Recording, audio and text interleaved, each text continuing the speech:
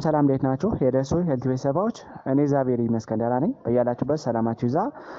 ዛሬም እንደተለመደው በአንድ አስተማሪና ጠቃሚ ተመልሻለሁ። በዚህ ቪዲዮ ቡናን መጠጣት የሌለባቸው ሰዎች ወይም ደግሞ ማስወገድ ያለባቸው ሰዎች እነማን ናቸው የሚለውን ለእናንተ በደንብ አብራርቼ እነግራችኋለሁ። ከዛ በፊት ግን ለቻናሉ አዲስ ከሆናችሁ ቻናሉን ሰብስክራይብ ያደርጋችሁ ጀምሩ። ነባር ቤተሰቦችም የዩቲዩብ አልጎሪዝም ለብዙዎች እንዲያደርስና ብዙዎችን ስለሚያስተምር ላይክ እና ሼር ማድረጋችሁን አትርሱ።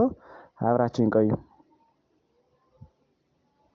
ወደ ዋናው ሐሳቤ ስመለስ ቡና ለሰውነታችን አስፈላጊ ቢሆንም አንዳንዴ ግን መቀነስ መገደብ እንዲሁም ቶታሊ ማስወገድ ያለባቸው ሰዎች አሉ ማለት ነው። ስለዚህ ቡና ለሰውነታችን በጣም አስፈላጊ የሆኑ ንጥረ ነገሮችን ለማዘጋጀት ለሰውነታችን ሆርሞኖች ኬሚካሎች በጣም አስፈላጊ ቢሆንም አንዳንዴ ግን ካፊን ኮንቴንት ስላለው እንዲጠቀሙት የማይመከሩ ሰዎች አሉ ማለት ነው። ስለዚህ እነዚህ ሰዎች እነማን ናቸው የሚለውን አንድ ባል ልንገራችሁ። የመጀመሪያውና አንደኛው የእንቅልፍ እጦት ወይም ደግሞ የእንቅልፍ እጦት ችግር ያለባቸው ሰዎች ብዙ ጊዜ ቡናን እንዲጠጡ አይመከርም። በተለይ ኢንሶሜኒያ እያልን የምንጠራው የእንቅልፍ እጦት ችግር ያለባቸው ሰዎች ቡናን እንዲጠጡ አይመከርም ማለት ነው። ምክንያቱም ብዙ ጊዜ ቡና የእንቅልፍ ሆርሞኖችን ለምሳሌ እንደ ሜላቶኒን ሌሎችም የእንቅልፍ ሁኔታን የሚደግፉ ሆርሞኖች እንደ ሴሮቶኒን ያሉ ሆርሞኖችን ስለሚያዛባና አጠቃላይ ስሊፕ ዌክ ሳይክላችን ዲዝራፕት ስለሚያደርግ ብዙ ጊዜ የእንቅልፍ ችግር ያለባቸው ሰዎች ቡናን እንዲጠጡ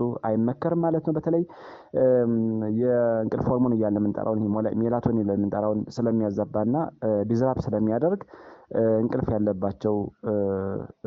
ችግር ያለባቸው ሰዎች ይህንን ሲጠቀሙ የባሰ ችግር በርደን ሊፈጥር ስለሚችል እንዲጠቀሙ አይመከርም ማለት ነው። ስለዚህ ኢንሶሜኒያ ወይም ደግሞ የእንቅልፍ ችግር ያለባቸው ሰዎች ቡናን እንዳይጠጡ ይመከራል ማለት ነው። ምክንያቱም ቡና በይዘቱ እንቅልፍን ለመከላከል የተለያዩ የእንቅልፍ ሆርሞኖችን እንዳይመነጩ ለማድረግ ስለሆነ ዓላማው እንደዚህ አይነት ችግር ያለባቸው ሰዎች ዳብል የሆነ በርደን ወይም ደግሞ ተደጋጋሚ ችግር ሊያስከትል ስለሚችል እንዲጠቀሙት አይመከርም ማለት ነው። ሁለተኛ የምግብ መፍጫ ስርዓት ችግር ያለባቸው ሰዎች በተለይ የጨጓራ ቁስለት፣ የጨጓራ ሄጋስት ኢዞፋጂያል ሪፍሌክስ ዲዚዝ ያለም ወይም ደግሞ የጨጓራ አሲድ መመለስ በተለይ የምግብ መፈጨት ችግር ያለባቸው ሰው ብዙ ጊዜ ቡና እንዲጠጡ አይመከርም ማለት ነው። በተለይ ቡና አሲዲክ ኮንቴንት ያለው ወይም ደግሞ በተፈጥሮ ቡና አሲድ ነው። ስለዚህ አሲድ በሚበዛበት ጊዜ ወይም ደግሞ አሲድ ኮንቴንት በሚበዛበት ጊዜ እንደሚታወቀው የጨጓራ ቁስለት ሊያስከትል ይችላል። የጨጓራ መላጥ እንዲሁም ደግሞ የምግብ አለመፈጨት ችግር ሊያስከትል ይችላል። እንዲሁም ደግሞ ቅድም እንዳልነው በተለይ የሆዳችን ወይም ደግሞ የጨጓራ አሲድ ወደ ጉሮሮ ሊመለስ ስለሚችል ጥንቃቄ ማድረግ በጣም አስፈላጊ ነው ማለት ነው። ብዙ ጊዜ ቡና ጨጓራ ላለባቸው ብዙ ጊዜ አይመከርም። ስለዚህ መቀነስ እንዲሁም ቶታሊ ያለመጠቀም ይሻላል ተብሎ ይታሰባል ማለት ነው። ስለዚህ የጨጓራ አሲድ መብዛት ችግር ያለባቸው ሰዎች እንዲሁም ደግሞ የጨጓራ ቁስለት የጨጓራ በተለይ የምግብ አለመፈጨት ችግር ያለባቸው ሰዎች ብዙ ጊዜ ቡናን አዘውትሮ እንዲጠቀሙ አይመከርም ማለት ነው። ምክንያቱም ቡና በተፈጥሮ ከካፊን ኮንቴንት በተጨማሪ አሲዲክ ባህሪ ስላለው ወይም ደግሞ የቡና ኮንቴንት በተፈጥሮ አሲድ ነው። ስለዚህ አሲድ በሚበዛበት ጊዜ ምቾት ላይሰማቸው ይችላል ማለት ነው። ስለዚህ እንደዚህ አይነት ሁኔታ ላለባቸው ሰዎች ወይም ደግሞ የጨጓራ ችግር ያለባቸው ሰዎች ቡናን አዘውትሮ እንዲጠቀሙ አይመከርም ወይም ደግሞ ቶታሊ እንዲጠቀሙ አይመከርም ማለት ነው።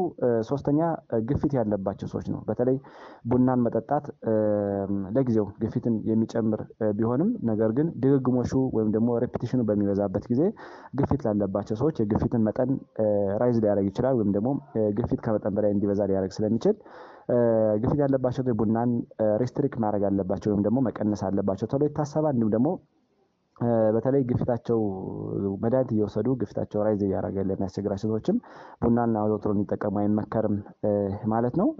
አራተኛ ነፍሰ ጡር እናቶች ናቸው። ነፍሰ ጡር እናቶች ብዙ ጊዜ ካፊን ኮንቴንት ያላቸውን ምግቦችና መጠጦች እንዲጠቀሙ አይመከርም። ከነዚህ ውስጥ እንግዲህ አንዱ ቡና ነው። ቡና የካፊን ይዘቱ ከፍተኛ ነው። ስለዚህ እናቶች ቡናን አዘውትሮ የሚጠጡ ከሆነ በተለይ ደግሞ ድግግሞሹ የሚበዛና ሪፒቴሽኑ የሚበዛ ከሆነ ኢንትራዩተሪን ግሮዝ ሪታርዴሽን ወይም ደግሞ የጽንሱን እድገት ይቀንሳል። እንዲሁ ደግሞ ጽንሱ ማህፀን እያለ እድገቱ የቀጨጨ እንዲሆን አሁን እንዳልነው ኢንትራዩተሪን ግሮዝ ሪታርዴሽን እያልን የምንጠራው ሁኔታ ሊፈጠር ስለሚችልና የህፃኑ የአእምሮ እድገት የህፃኑ አጠቃላይ ዲቨሎፕመንታል ማይልስቶን እያለ የምንጠራው አጠቃላይ ከእናቱ ማህፀን እያለ የሚያስፈልገውን እድገት እንዳያገኝና በቂ ንጥረ ነገሮችን በአግባቡ እንዳያገኝ ስለሚከለክል የህፃኑን የመቀጨጭ ሁኔታ ሊፈጥር ይችላል ተብሎ ይታሰባል። ስለዚህ እንደዚህ አይነት ሁኔታ ሊፈጠር ስለሚችል ነፍሰ ጡር እናቶች ብዙ ጊዜ በተለይ ደግሞ ካፊን ኮንቴንት ያላቸው ምግቦችና መጠጦችን እንዲጠቀሙ አይመከርም ማለት ከነዚህ እንግዲህ አንዱ ቡና ነው ማለት ነው። ስለዚህ ቡናን መቀነስ ወይም ደግሞ ቶታሊ ማስወገድ አለባቸው ተብሎ ይታሰባል ማለት ነው። አምስተኛና የመጨረሻው የአጥንት መሳሳት ችግር ያለባቸው ሰዎችና ስቴሮይድ ብለን መድኃኒት ለምሳሌ እንደ ፕሪዶንሶሎን ሌሎችን መድኃኒቶች የሚወስዱ ሰዎች ካፊን ኮንቴንት ያላቸው መጠጦችና ምግቦች እንዲወስዱ አይመከርም። በተለይ ይሄ ካፊን ኮንቴንት ያላቸው ምግቦችና መጠጦች በተለይ ደግሞ ፓርቲኩላሪ ቡና የአጥንት ለአጥንት በጣም አስፈላጊ የሚባሉ በተለይ እነዚህ ሚነራሎች ወይም ደግሞ ማዕድናቶችን ይቀንሳል ተብሎ ይታሰባል ማለት ነው። ለምሳሌ እንደ ማግኔዥየም፣ ማንጋኒዝ ሌሎችንም ጠቃሚ የሆኑ ማዕድናትን ሊቀንስና ይዘታቸውን ሊያስወግድ ስለሚችል ካፊን ኮንቴንት ያላቸው መጠጦች እና ምግቦች እንዲጠቀሙ አይመከርም ማለት ነው። ብዙ ጊዜ የአጥንት መሳሳት ችግር ያለባቸው ሰዎች የሚነራል ወይም ደግሞ የማዕድናት እጥረት ነው እንደዚህ አይነት ችግር ሊያስከትል የሚችለውና ካፊ ኮንቴንት ያላቸውን መጠጦች መጠጣት ምግቦችን መመገብ ደግሞ ብዙ ጊዜ የባሰ አጥንት እንዲሳሳ አጥንት እንዲቦረቦር አጥንት በተለይ ደግሞ የአጥንት መቦርቦር ሁኔታ እንዲፈጠር ሊያደርግ ስለሚችል ጥንቃቄ ማድረግ አለባቸው ማለት ነው። ስቴሮይድ መድኃኒቶች እንደሚታወቀው ፕሪዶንስ እና ሌሎችም የስቴሮይድ አይነት ኮንቴንት ያላቸው መድኃኒቶች የሚወስዱ ሰዎች ብዙ ጊዜ አጥንትን ያሳሳል። አጥንት በሚሳሳበት ጊዜ እንደሚታወቀው በተለይ እነዚህ ስቴሮይድ መድኃኒቶችን ብዙ ጊዜ ተደጋጋሚ የሚወስዱ ሰዎች እንደዚህ አይነት ችግር እንዳለባቸው ይታወቃል። ስለዚህ ካፊን ኮንቴንት ያላቸው ምግቦችና መጠጦች ለምሳሌ እንደ ቡናን አይነት ነገሮችን አዘውትሮ መውሰድ ደግሞ እንደዚህ አይነት ሁኔታ እንዲፈጠርና የባሰ ችግሩ እንዲስፋፋ ሰዎች በዚህ የአጥንት መሳሳት ችግር እንዲጠቁ ሊያደርግ ስለሚችል ጥንቃቄ ማድረግ አለባቸው ማለት ነው። እንደማጠቃለያ ቡና ለሰውነታችን በጣም አስፈላጊ ነው።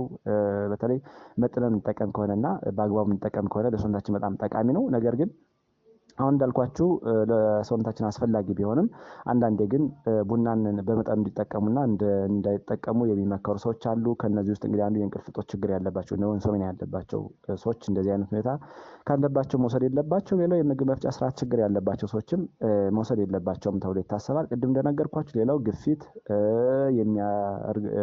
ነፍሰ ጡር እናቶች እንዲሁም ደግሞ የአጥንት መሳሳትና በተለይ ደግሞ ለተለያዩ ሁኔታዎች የሚወሰዱ የስቴሮይድ መድኃኒቶች የሚወስዱ ሰዎች እንደዚህ አይነት ሁኔታ ያለባቸው ሰዎች ብዙ ጊዜ ቡናን መጠቀም የለባቸውም ተብሎ ይታሰባል ማለት ነው። ዛሬ በዚህ ቪዲዮ በተለይ ቡና ምን ያህል ጥቅም እንዳለው በባለፈው ቪዲዮ ሰርቼላችሁ ነበር። ዛሬ ደግሞ ቡና መጠጣት የሌለባቸው ሰዎች እነማን ናቸው የሚለውን እንደናንተ በደንብ አብራችሁ ነገርኳችሁ። እናንተም ቆንጆ ግንዛቤ አግኝታችኋል ብዬ አስባለሁ። ለሌሎች እንዲደርስ ላይክ እና ሼር አድርጉት። ቀጣይ የምለቃቸው ቪዲዮዎች ለእናንተ እንዲደርሳችሁ የደወል ምልክቱን መጫን አትርሱ።